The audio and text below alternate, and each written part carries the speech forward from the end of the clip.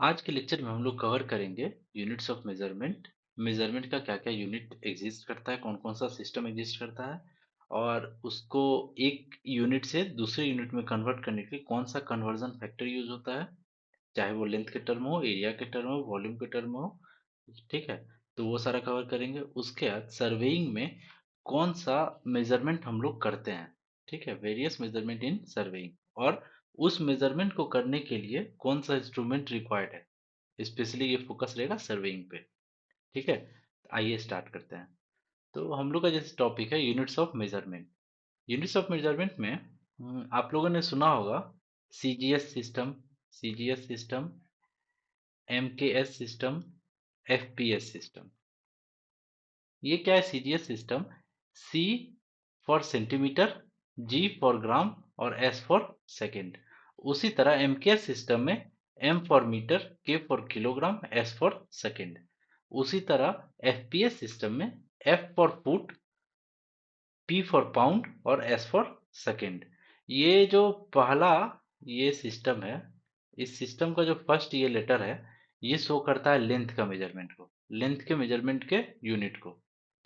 ये जो second letter है, ये शो करता है वेट के मेजरमेंट को।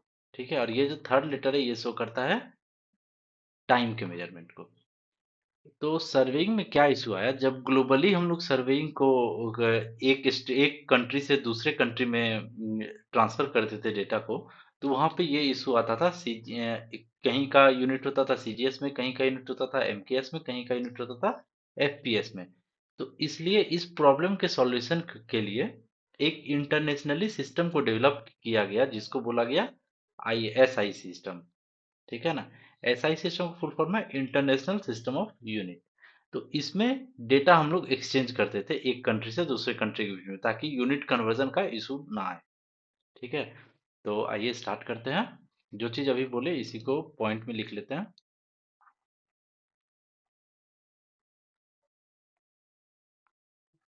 ठीक है, तो there are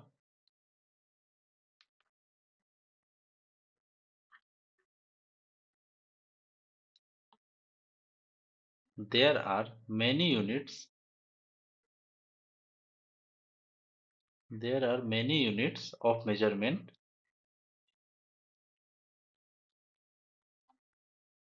there are many units of measurement such S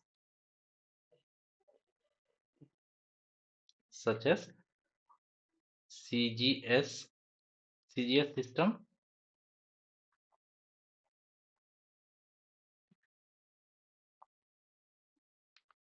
MKS system,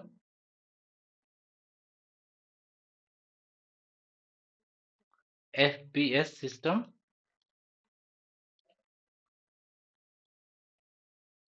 FPS system, but SI system is but SI system is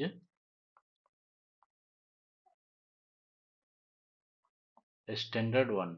ठीक है, अब इस SI का हम लोग फुल फॉर्म देख लेते हैं।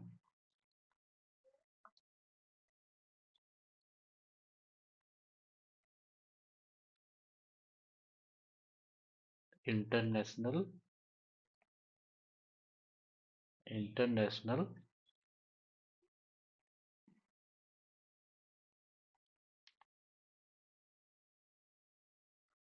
System of unit.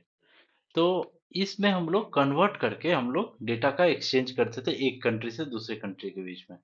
तो वही है कि अब लेंथ का मान लीजिए, ये है लेंथ यूनिट कन्वर्जन।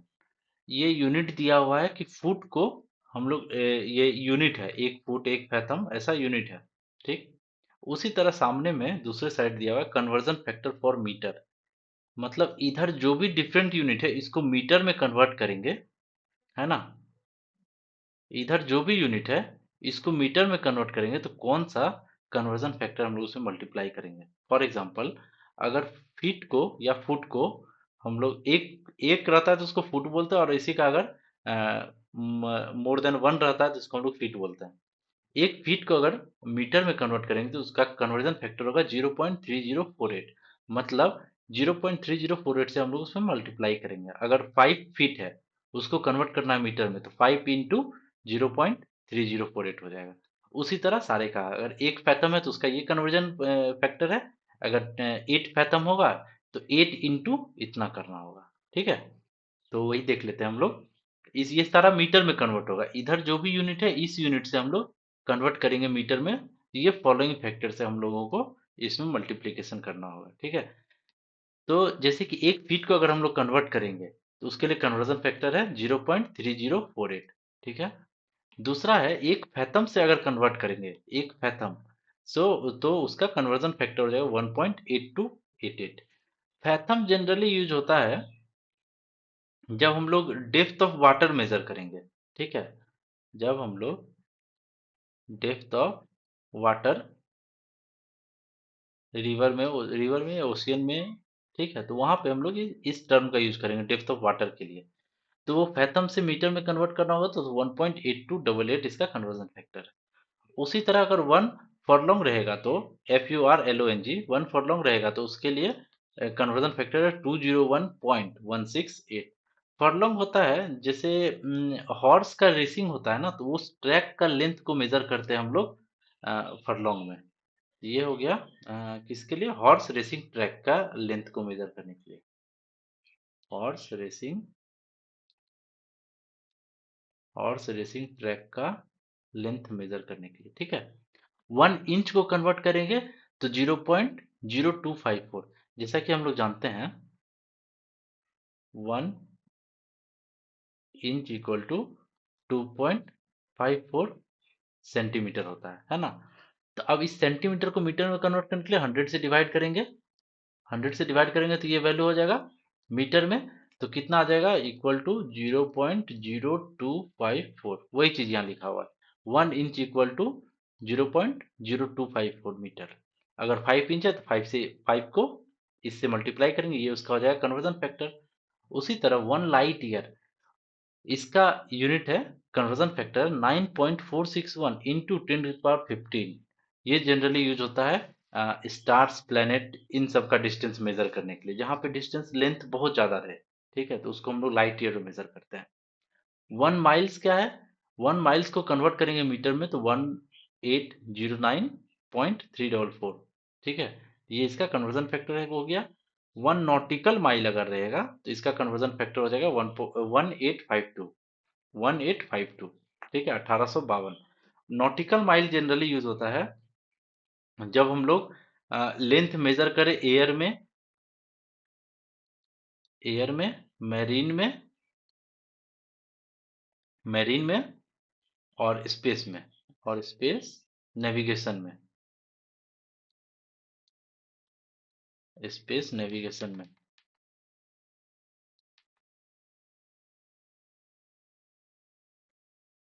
नेविगेशन, ठीक है ना।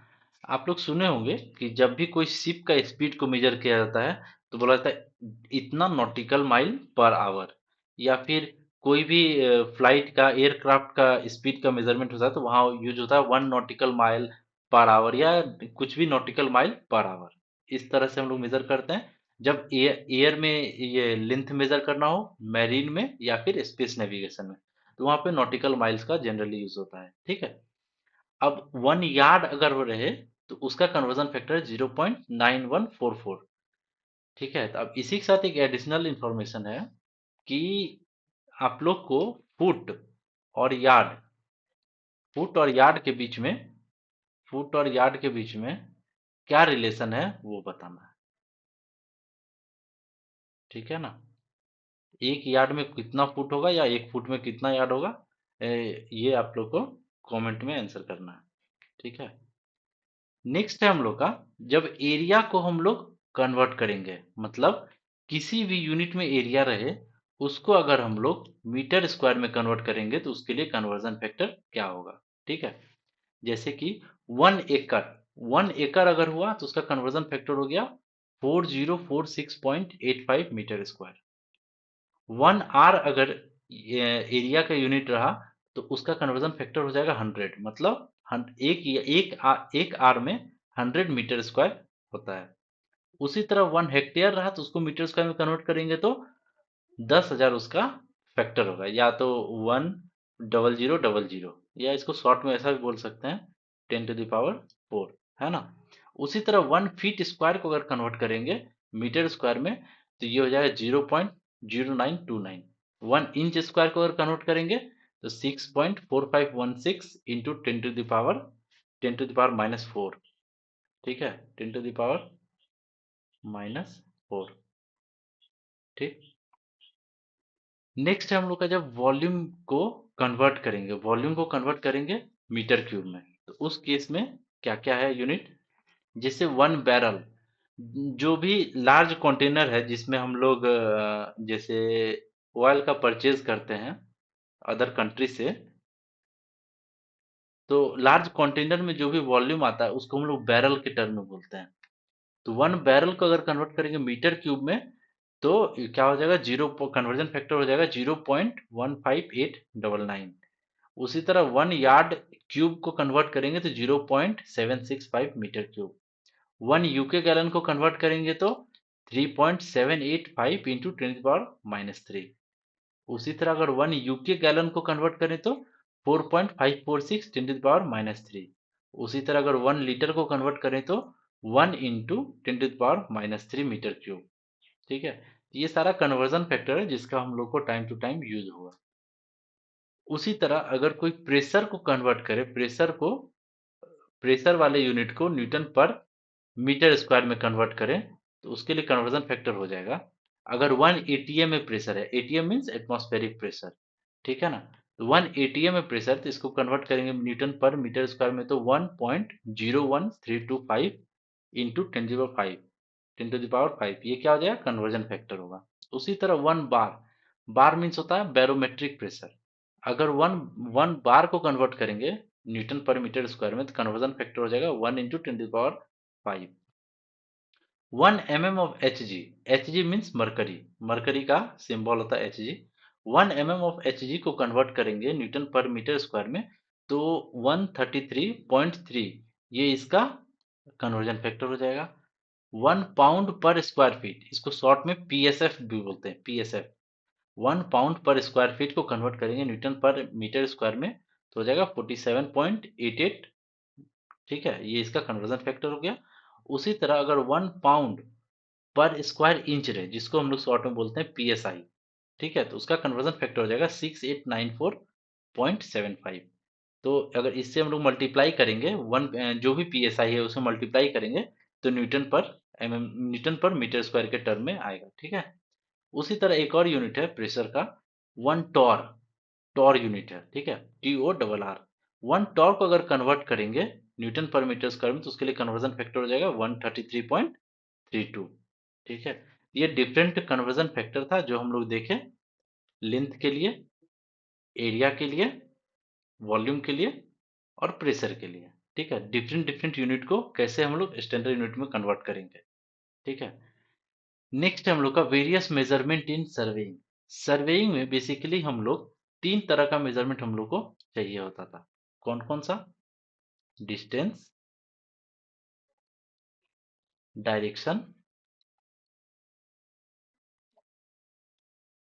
डिस्टेंस डायरेक्शन और एलिवेशन। तो आप लोग को जब पीछे के लेक्चर में हम बताए थे तो डिस्टेंस और एलिवेशन दोनों सेम चीज होता है, बस डिस्टेंस क्या है, हॉरिजॉन्टल प्लेन पे एग्जिस्ट करता है, और एलिवेशन क्या है, ये वर्टिकल प्लेन पे एग्जिस्ट करता है। अब इसी को और थोड़ा डिटेल में समझते हैं। ठीक है, तो मेनली तो हम लोग को ये 3 पार्ट चाहिए था, ये 3 चीज हम लोग को जानना होता था वेरियस मेजरमेंट इन सर्वेइंग में, ये 3 चीज हम लोग को जानना होता था। लेकिन इसी को अगर हम लोग डिटेल में देखें तो वो 4 चीज हो जाता है। क्या, पहला हॉरिजॉन्टल डिस्टेंस, हॉरिजॉन्टल डिस्टेंस, ठीक है, दूसरा हॉरिजॉन्टल एंगल, ठीक है, तीसरा वर्टिकल डिस्टेंस, चौथा वर्टिकल एंगल। तो इन सभी को एक एक करके हम लोग एक्सप्लेन करते हैं।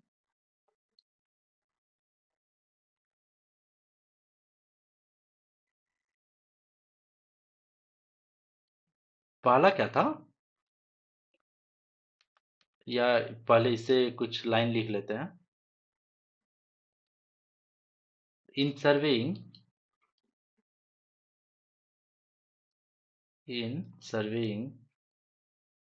the following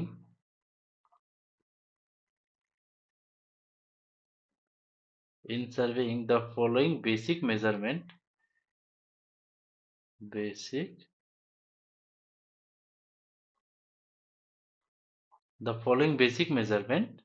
are made ठीक है, कौन कौन सा है वो देख लेते हैं एक एक करके। पहला था हम लोग का horizontal distance, horizontal distance horizontal distance में क्या है? हॉरिजॉन्टल डिस्टेंस में क्या है? वो डिस्टेंस जो हम लोग हॉरिजॉन्टल प्लेन में लेंगे, ठीक है। समझिएगा ध्यान से।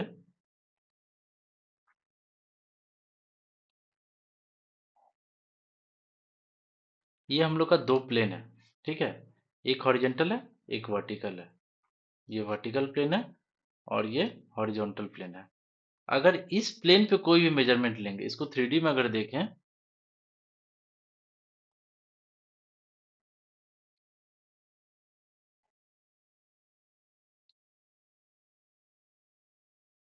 3D में देखें तो ये वाला मान लेते हैं, ये हम लोग का एक्स वाई और जेड है।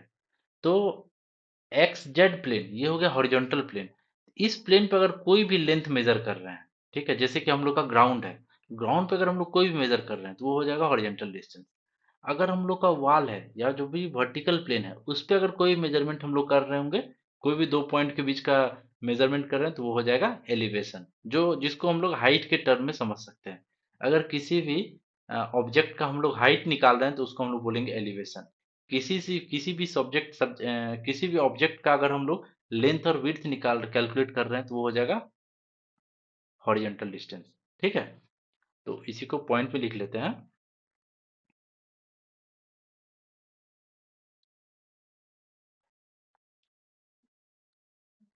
The horizontal distance the horizontal distance the horizontal distance is measured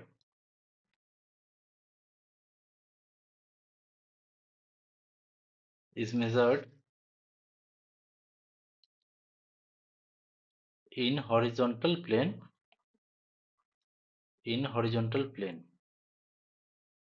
ठीक है। हॉरिजॉन्टल प्लेन में जो हम लोग डिस्टेंस मेजर करेंगे उसको हम लोग बोलेंगे हॉरिजॉन्टल डिस्टेंस, ठीक है।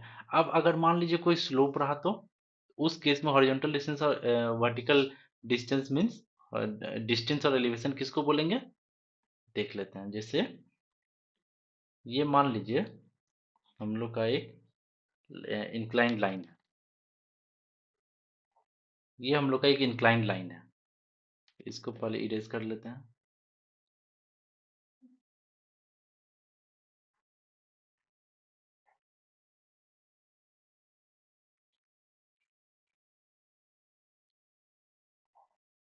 ये हम लोग का इंक्लाइंड लाइन है, ठीक है।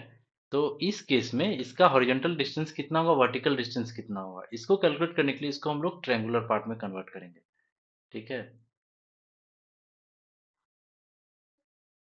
ये हो गया triangle.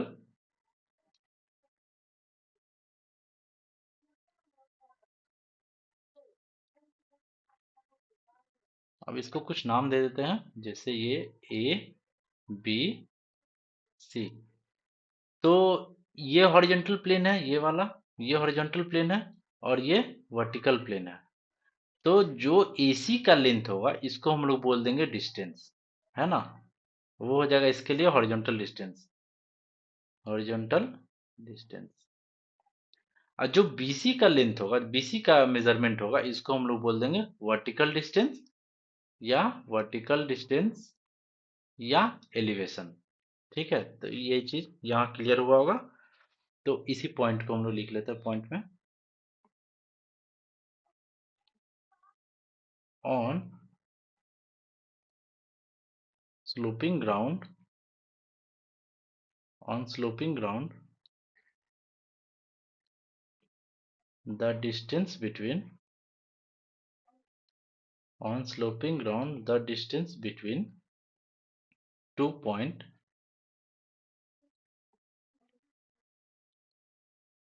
the distance between 2 point is reduced to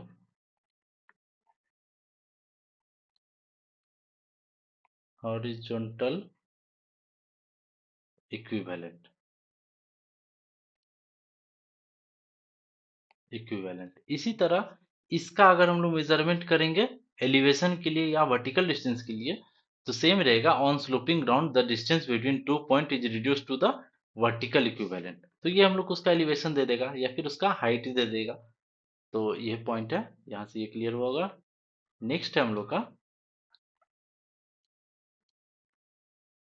second horizontal angle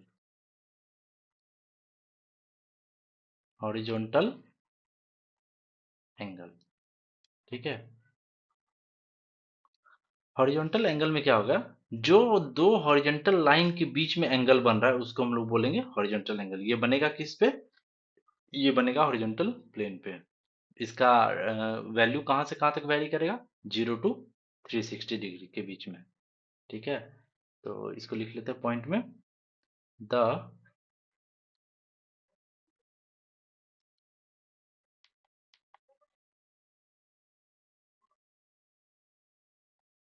the horizontal angle is measured the horizontal angle between is measured between two lines is measured between two lines in horizontal plane in horizontal plane ठीक है तो इसका value कहाँ से range क्या हो जाएगा इसका रेंज हो जाएगा 0 डिग्री to 360 डिग्री इसके बीच में इसका वैल्यू वेरी करेगा नेक्स्ट मेजरमेंट हम लोग का vertical distance vertical vertical distance vertical distance same वही डेफिनेशन रह जाएगा बस इसमें जो हॉरिजॉन्टल प्लेन में था वो वर्टिकल प्लेन में चला जाएगा और ये ठीक है और ये डायरेक्शन होता है इसका क्या जो ग्रेविटी का डायरेक्शन है उस डायरेक्शन में तो इसी को हम लोग लिखते हैं पॉइंट में the direction of gravity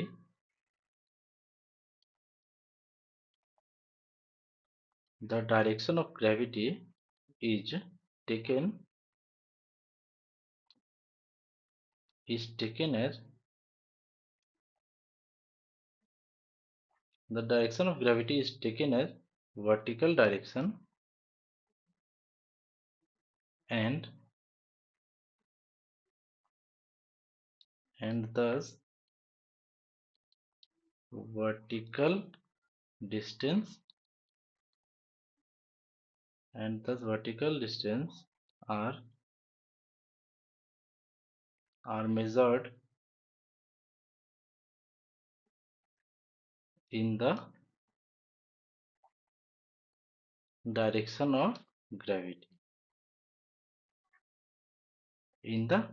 of gravity ठीक है नेक्स्ट क्लासिफिकेशन था हम लोग का वर्टिकल एंगल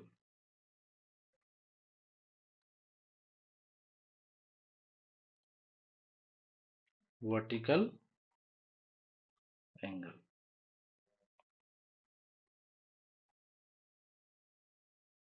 वर्टिकल एंगल क्या हो जाएगा जो भी वर्टिकल लाइन है उसके बीच में अगर हम लोग वर्टिकल प्लेन में एंगल मेजर कर रहे हैं तो वो हो जाएगा vertical angle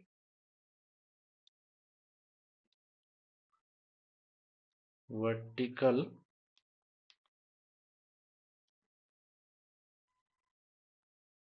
angle is measured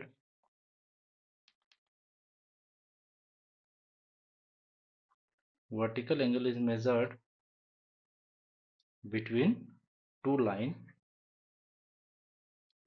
between two lines in vertical plane। ठीक है। नेक्स्ट टॉपिक हम लोग का instrument used for various types of measurement.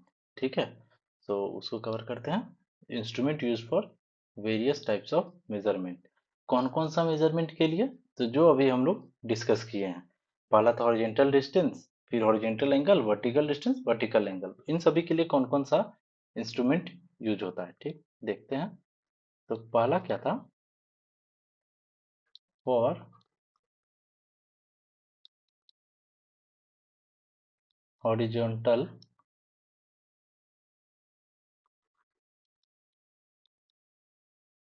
Distance measurement. इसके लिए कौन सा इंस्ट्रूमेंट का हम लोग यूज करेंगे? तो इसमें जैसे पहला है, टेप का यूज हम लोग कर सकते हैं। टेप, चेन,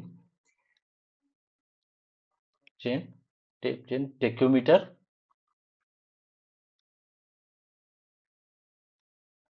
टेक्योमीटर और EDM, electronic distance measurement device. ठीक है, इसी तरह से डिफरेंट इंस्ट्रूमेंट है जिसका यूज करके हम लोग हॉरिजॉन्टल डिस्टेंस को मेजर कर सकते हैं। नेक्स्ट था हम लोग का हॉरिजॉन्टल एंगल मेजर करने के लिए।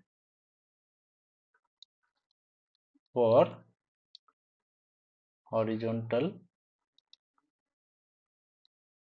Horizontal angle measurement, angle measurement. इसके लिए कौन कौन सा इंस्ट्रूमेंट होगा? इसमें हम लोग यूज करेंगे, कंपास यूज कर सकते हैं। कंपास में प्रिसाइजली बोलो तो magnetic compass, magnetic compass. Magnetic compass में दोनों आ गया, प्रिज्मेटिक कंपास और सर्वेयर कंपास। ठीक है। दूसरा है थियोडोलाइट, थियोडोलाइट। नेक्स्ट है total station, total station, etcetera. ठीक है, तो इन सारे इंस्ट्रूमेंट का यूज करके हम लोग हॉरिजॉन्टल एंगल निकाल सकते हैं। हॉरिजॉन्टल, हॉरिजॉन्टल ये दोनों कौन सा होगा? जो हम लोग के सरफेस के एलोंग होगा। जैसे कि अर्थ सरफेस है, इसके एलोंग अगर कोई भी दो लाइन का मेजरमेंट करना है, लेंथ या दो लाइन के बीच में एंगल जो भी आ रहा है उसका मेजरमेंट करना है, तो ये सारा आ जाएगा इन दोनों क्लासिफिकेशन में, हॉरिजॉन्टल डिस्टेंस मेजरमेंट और हॉरिजॉन्टल एंगल मेजरमेंट। ठीक है। नेक्स्ट हम लोग का सी में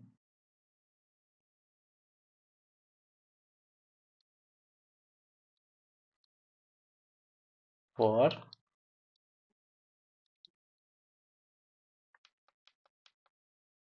for vertical distance distance measurement.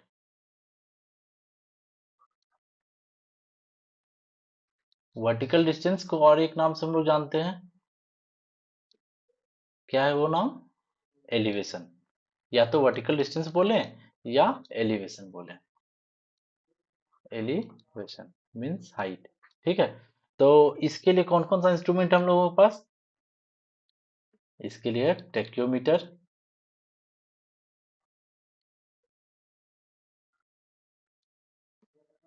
Tacheometer, levelling,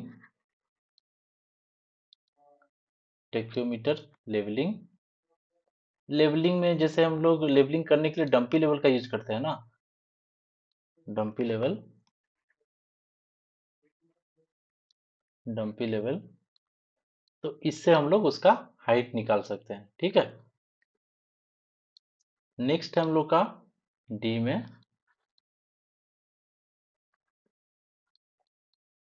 for vertical angle measurement, vertical angle measurement. जो वर्टिकल प्लेन में एंगल होगा उसको मेजर करने के लिए, हम लोग के पास इंस्ट्रूमेंट होता है क्लिनोमीटर, क्लिनोमीटर, थियोडोलाइट,